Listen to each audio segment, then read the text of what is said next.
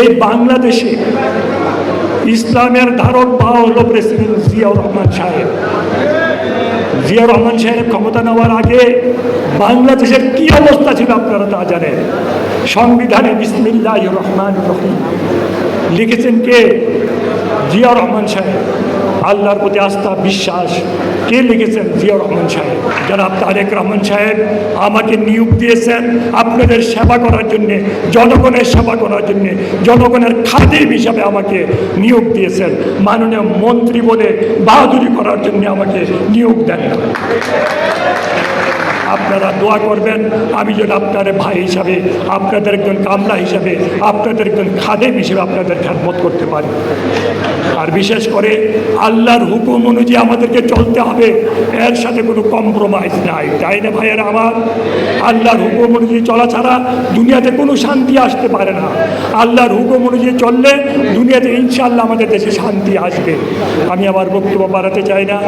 বিশেষ করে আমার ছাত্র দলের ভাইদেরকে আমার ধন্যবাদ জানিয়ে, সাংবাদিক ভাইদেরকে আমার ধন্যবাদ জানিয়ে, বিশেষ করে বাইতুল মোকাররমের খতিব মহোদয়কে আমার আন্তরিক মোবারকবাদ এবং ধন্যবাদ জানাচ্ছি। উনি এত ব্যস্ত থাকার পরও আমি বলতে কি আপত্তি নাই, উনি কিন্তু সাধারণত এই সমস্ত অনুষ্ঠানে আসেন। উনি যে দয়া করে আসছেন, উনি যে মেহরবানি করে আসছেন, সময় দিয়েছেন, আমি কৃতজ্ঞ, আমি অভিভূত। আমাকে অনুষ্ঠানের মাধ্যমে নয়, আমি ছাত্রদলের ভাইদেরকে, ছাত্র ভাইদের অনুরোধ করব, আপনাদের প্রয়োজনে আমাকে ডাকবেন, আপনাদের প্রয়োজনে আমাকে আপনারা খাটাবেন, আপনাদের প্রয়োজনে আপনারা আমাকে হুকুম করবেন, আমি খুব খুশি হব। আর বিশেষ করে তারেক রহমান সাহেবের জন্য খাস করে দোয়া করবেন, আল্লাহ পাক যেন ওনাকে হেফাজত করেন, আল্লাহ পাক যেন ওনার সরকারকে হেফাজত করেন, আল্লাহ পাক যেন এই দেশের যারা ক্ষতি করতে চায়, তারা অনিষ্ট করতে চায়, তাদেরকে যেন আল্লাহ হেদায়েত নসিব করে দেয়। আমরা কি চিন্তা করেছিলাম এই জালেম সরকার আমাদের থেকে এইভাবে বিদায় নেবে? কে করেছে? আল্লাহ শুকরিয়া আদায় করতে হবে না?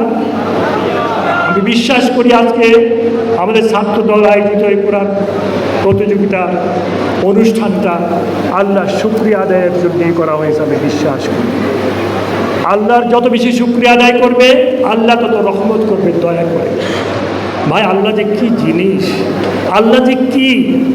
এই যে আমরা কানে শুনি, কানে আমরা শুনি, কিন্তু শোনার পরে এটা মনে রাখার ব্যবস্থা করে দিয়েছে।